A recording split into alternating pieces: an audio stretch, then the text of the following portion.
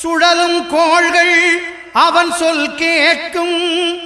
அவனை தொழுதால் போதும் நல்லதே நடக்கும். ஆனை முகனை தொழுதால் நவக்கிரகங்களும் மகிழும். நல்லதே நடக்கும், நல்லதே நடக்கும்.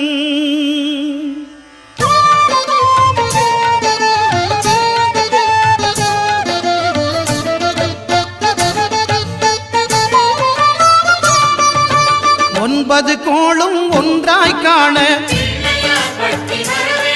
அங்கு கற்பகம் என்னும் கடவுளின் மெய்யில். ஒன்பது கோளும் ஒன்றாய் காண அங்கு கற்பகம் என்னும் கடவுளின் மெய்யில்.